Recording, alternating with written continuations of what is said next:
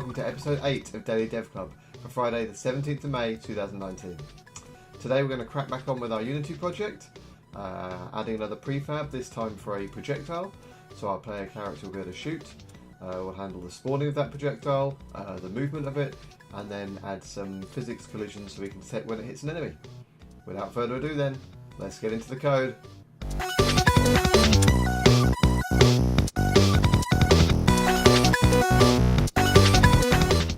Okay, so we're going to start working on our projectile. We just need a little asset for that now. So I have the PSD open in Photoshop with the sprites we've been using so far. I thought I'd just layer it at the top so we can get a sense of the scale for it. So let's do that. We'll make it bright red for now. Make it a star. And we want it fairly small. Let's try, let's have a look at that.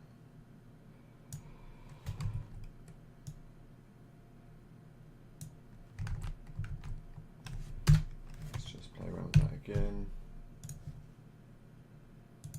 Let's try a little bit bigger.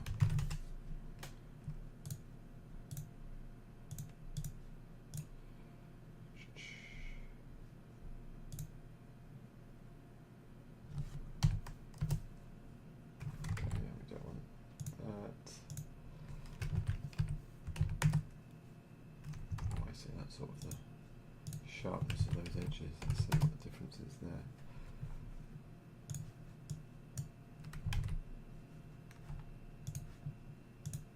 Let's try that, but a bit smaller. That'll probably do as I think.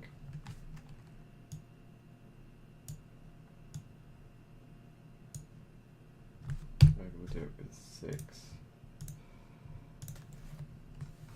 7 even.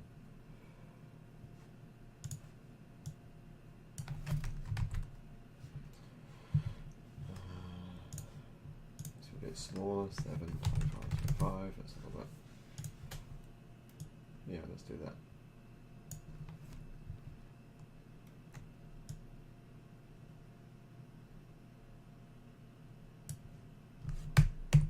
That'll work.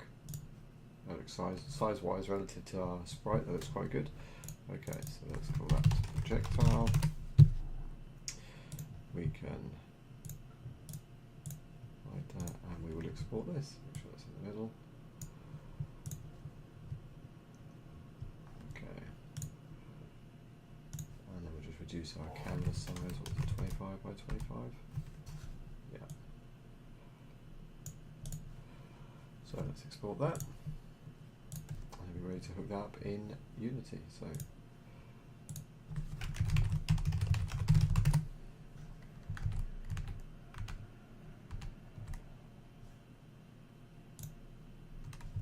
okay.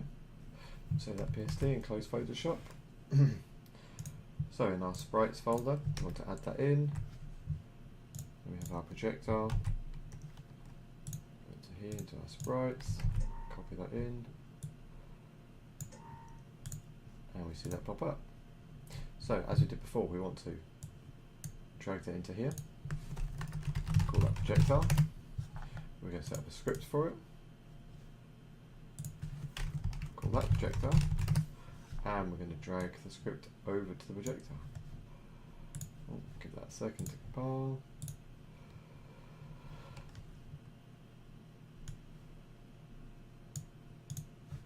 And we can see that's on there.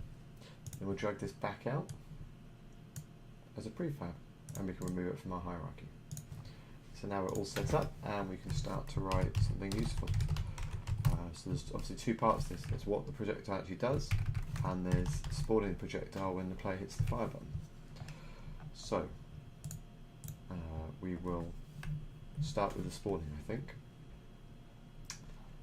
On our player then we're going to want a reference to the projectile so we know what to spawn.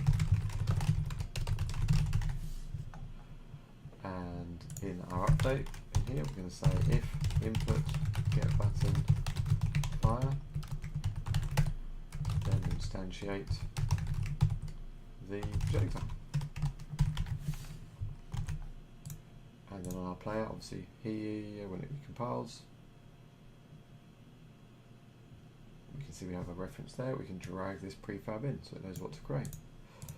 Okay, let's have a look. Sure, the fire button is in space. Mouse one. Let's have a quick look.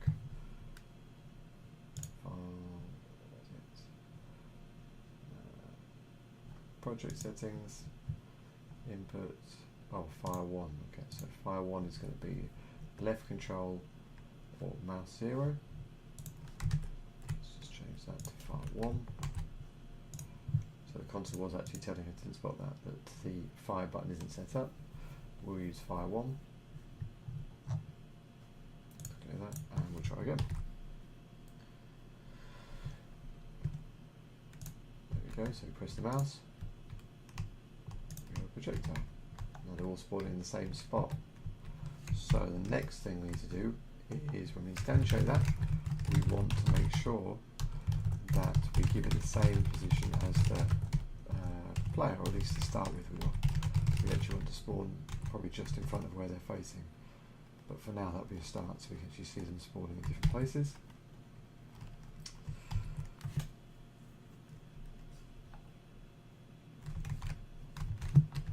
One there, one there, one there. So now you can see that they're spawning. Actually, we can hold it down and spawn a whole bunch of them. Okay, so we have our projectile being created, but it's always just being created at the center of the player position.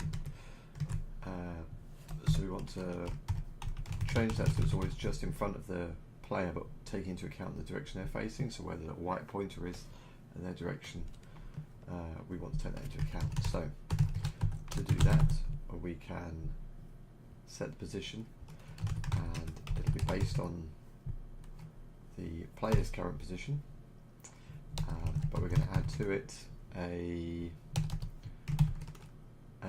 vector based on the current rotation, so the quaternion, as we sort of saw in the last episode when we were dealing with rotations, the enemy rotation. We're going to multiply that by the up vector,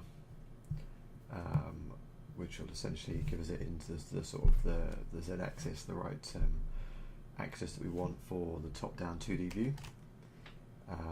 So based on the player's rotation, we will then get this returns a vector back, and you have to be careful, it always has to be the rotation, the quaternion times the vector, not the other way around.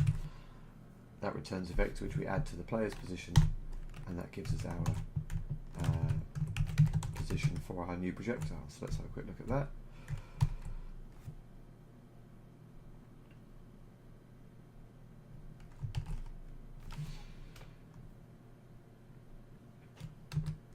And we can see now that's happening in the right rotation, but it's happening quite far in front of the player.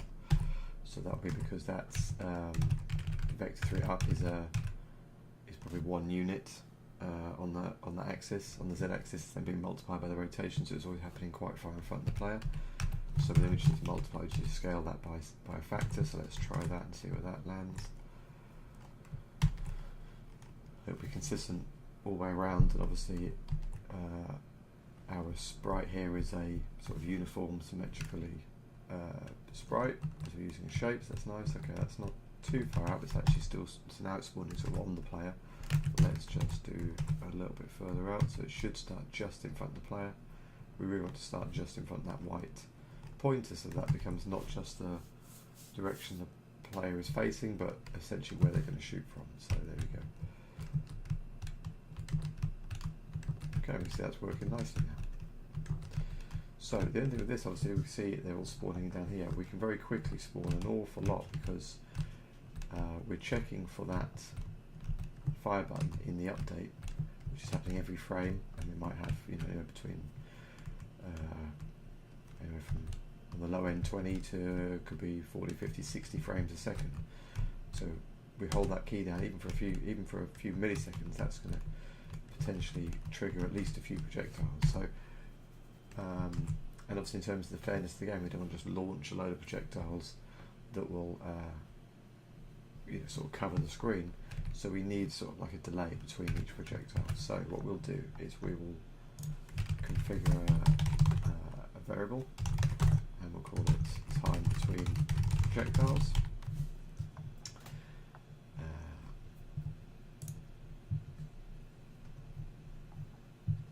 And what we will also do, that's the configuration that we're going to set, so we can play around with that on the inspector. And then we have an internal variable that we'll do, which is just the time since last projectile.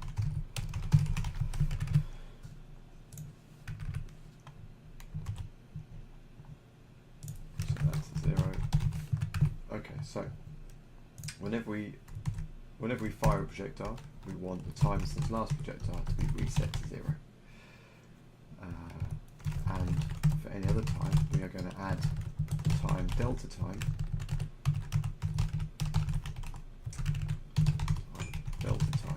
to our time since last projectile. So if we fire a projectile, we reset that counter. Otherwise, on every update, obviously the time delta times we used in a few other places is the time since the last frame. So if we keep adding those on, we've effectively got a cumulative time now since the last projectile.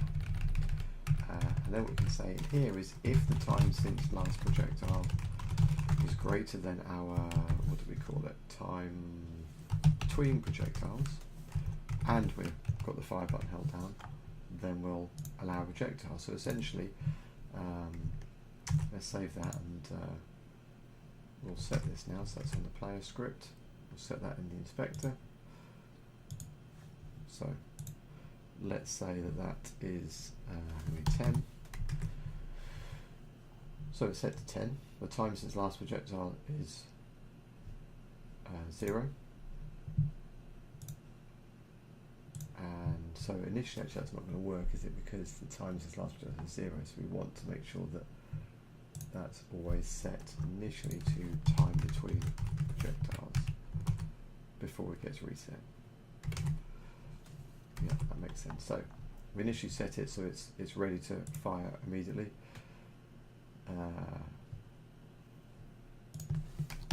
We use greater than or equal to. So if it's the same or equal to, which it will be to begin with, and the button's held down, we want a projectile, but then we reset that variable. So the next time this runs through, obviously it's set to 0 then, that isn't greater or equal to our time between projectiles, so that doesn't happen. But we keep tracking the time since last projectile until eventually enough time's passed that becomes true again, and we hold the fire button and hey presto, we can spawn another one and reset that counter. So let's give that a go and see how that works. Okay, so that's saying we can't use that. So what we can do though is, in our start, we'll just set that. So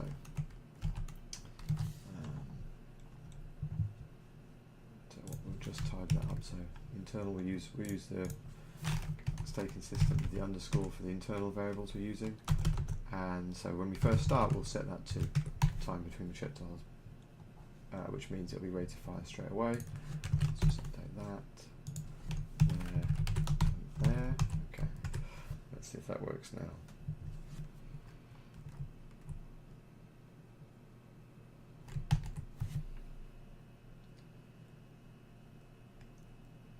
Okay, so we can fire.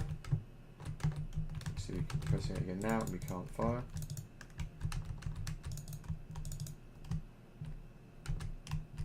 Oh, we can fire again. So every 10 seconds, it's allowing us to fire. So obviously 10 seconds is way too long.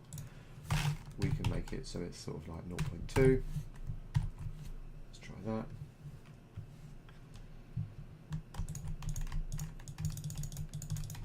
But we can see we can throw out a few projectiles, but we can't just hold it down and have it be. We hold it down to fire, but we can't have it and just sort of paint the screen with it. And obviously we can play with that value. Once we start getting the collisions in and destroy the enemies, we can see if that makes it too easy. We can slow it down, that sort of stuff.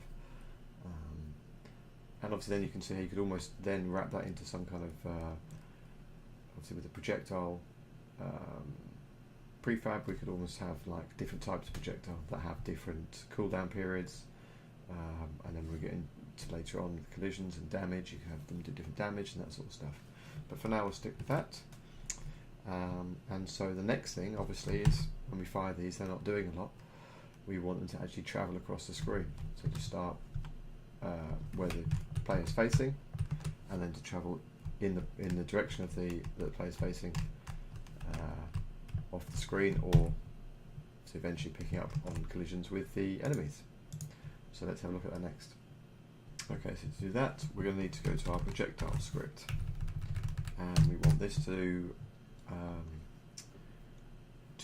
travel essentially. So we can reference its own transform position, and we can just say we want to add vector 3,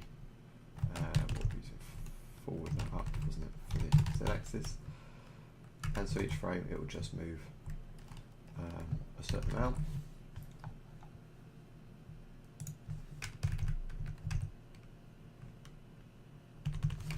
Let's try that and just see what that does for us.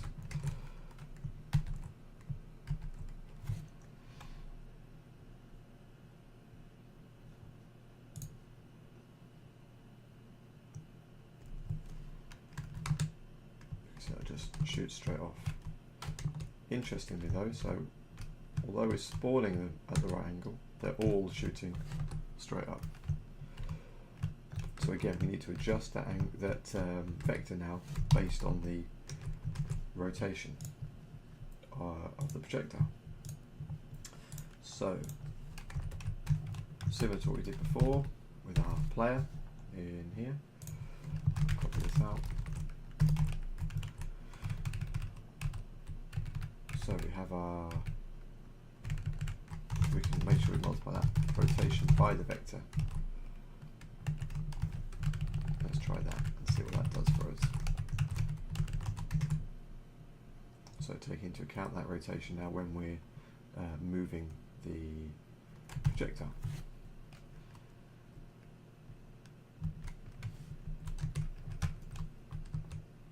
We see that's still going straight up. So we're not actually setting the rotation of the projectile. So when we're spawning in here, we're taking the player rotation into account in terms of the positioning of the projectile, but we're not setting the rotation of the projectile to that same rotation from the player, driven by essentially where the player is rotated and where that white pointer on it is.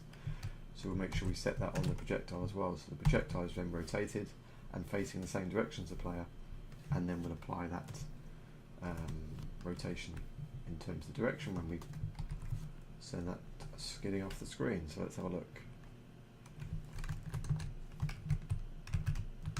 So now we can see that's going in the right direction as the actual projectile spawned is facing the same direction as the player. And we can see that's working quite nicely. Now if anything, that's probably a bit too quick, it just sort of shoots off the screen. So our best bet would be to sort of scale that down a little bit. And also we want to sort of factor in the delta time again,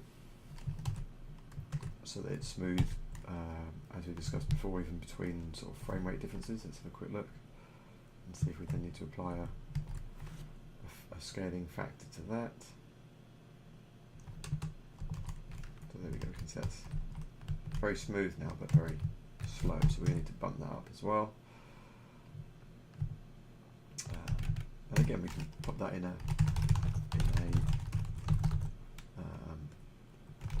variable up here that we can then use from the editor.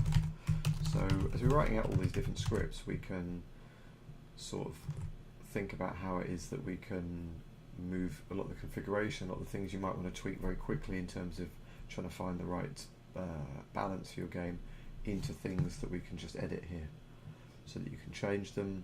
You can change them while the editor's running and just see how it affects things, rather than sort of recoding just for very simple sort of balance changes like that. So we can see if we can come up prefab in here. We have our speed set to 3, so let's see what that's like, and then we can decide whether we're going to change that or not.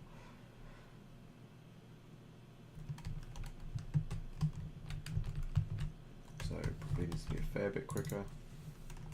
You can see if we make it really quicker,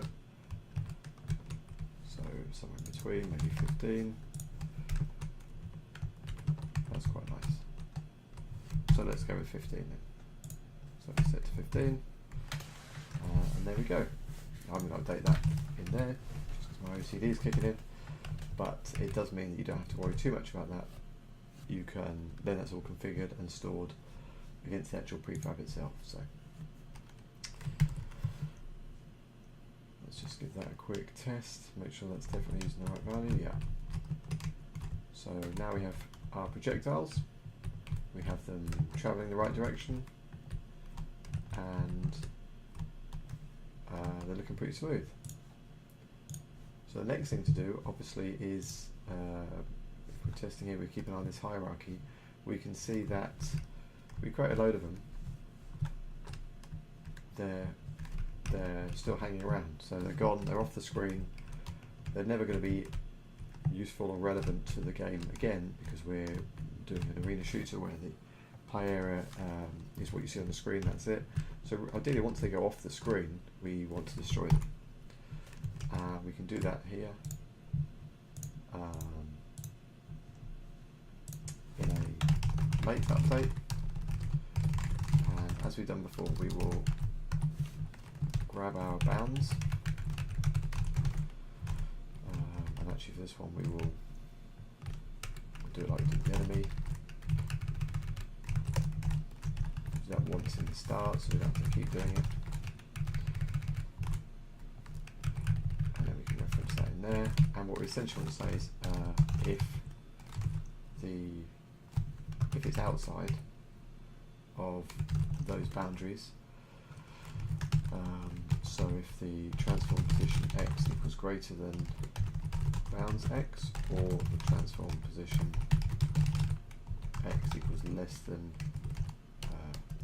minus bounds x.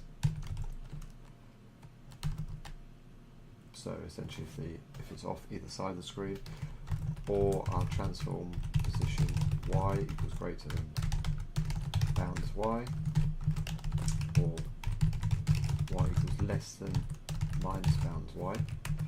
So it's further wide, left or right, or up or down than the screen bounds allow, then we want to do something in here.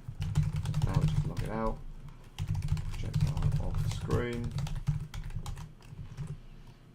and let's have a quick look.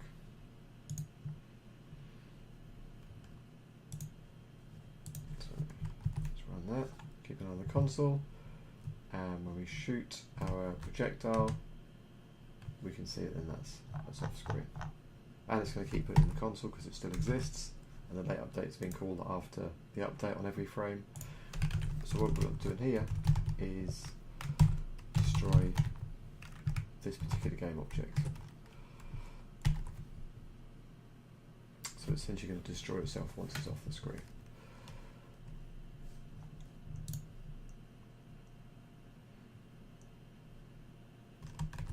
So again, we shoot, off it goes, and it's still sticking around. Let's have a quick look at the docs then.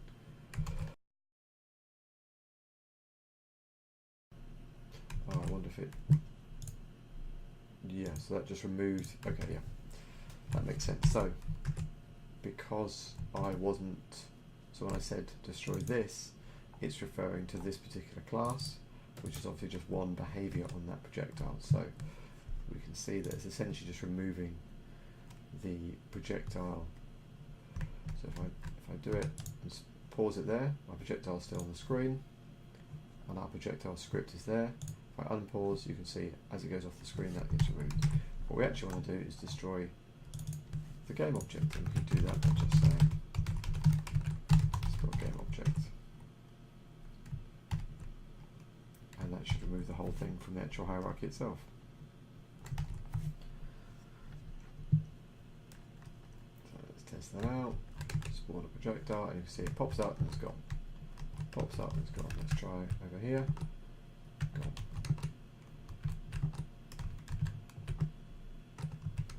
So we can see this way we spawn a lot of them, but we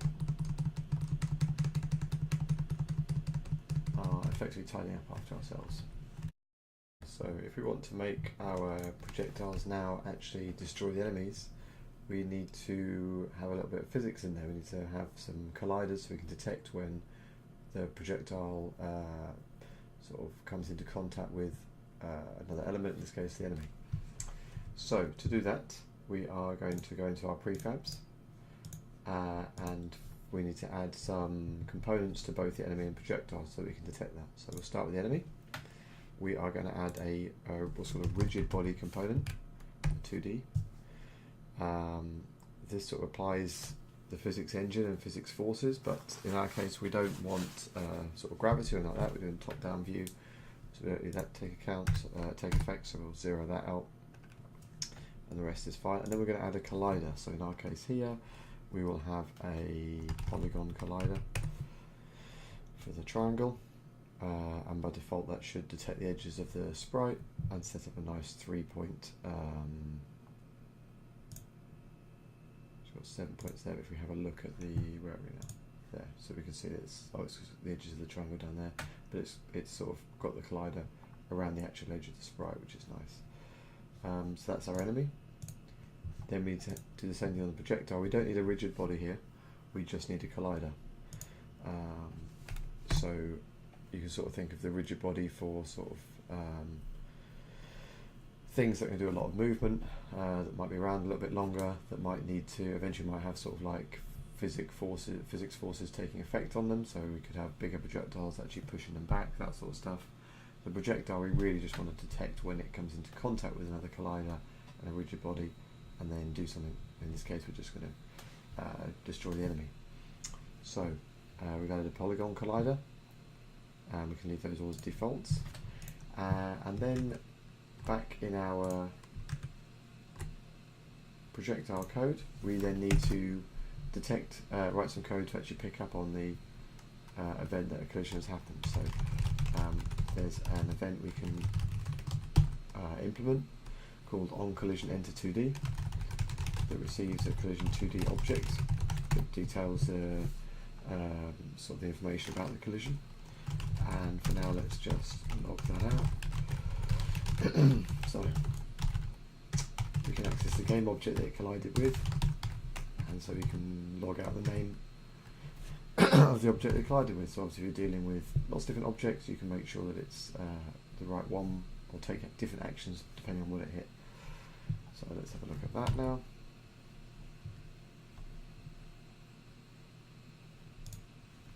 Console, and we can see we fire a projectile, and we're getting in the logs there, we're seeing that that's logged. So the nice thing about this, obviously, as we saw before with the projectile, when we're destroying it off screen, we could just simply do this, collision.gameObject, and as soon as it comes into contact with one, it's just going to destroy the enemy.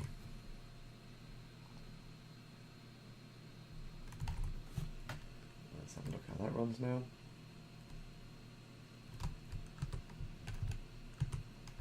It takes them out. So the other thing we see with this, obviously, is if you get the enemies in a straight line, the projectile itself isn't being destroyed, it's carrying on, so it's going to go straight through a whole bunch of different enemies. So if we just let them sort of get a straight line, you see how it's taking out quite a few with one shot. Obviously it depends on your game. You know, you might have more powerful weapons that can do that. Obviously in general, if a projectile has hit a game object, it's not going to carry on with the same direction, speed and force that it had previously. So we can then make sure we destroy the projectile, so it's only hitting the one enemy, and that we have to use multiple projectiles, just so they're not too powerful.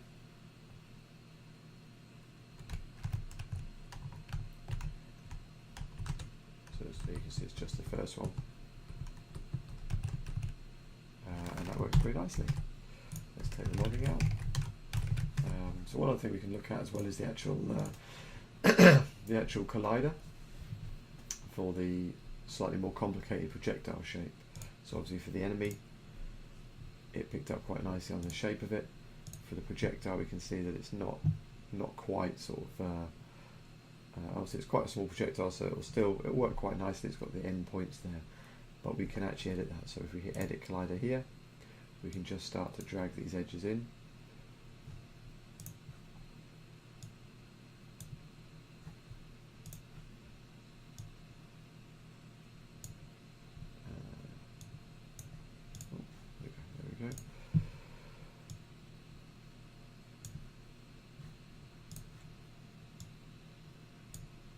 so that we start to sort of hopefully just trim the object down a little bit, just to make sure that the collisions are sort of as accurate as possible for the type of shape we want. And also you could add additional points sort of within the star shape, but obviously the likelihood is that if one of these outer points comes into contact with something, then that's the collision we want anyway, so we don't have to worry too much about that. And likely the more points we add, the more paths we have in our collider, the more complicated the calculations become, and the bigger hit on performance they will be. So that looks pretty good for our purposes. Look out there. Spin that up again, make sure it's still functioning properly. You can see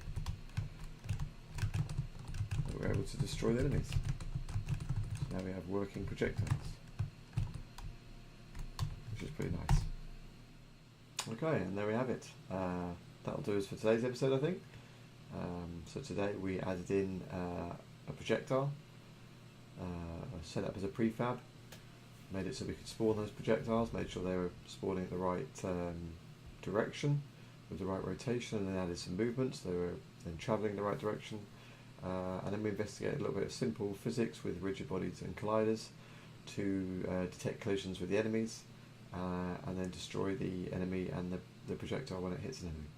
But I hope you enjoyed that look at the projectiles and the physics today, and I hope to see you all back here for another episode of DDC next week. Have a great weekend. Peace out.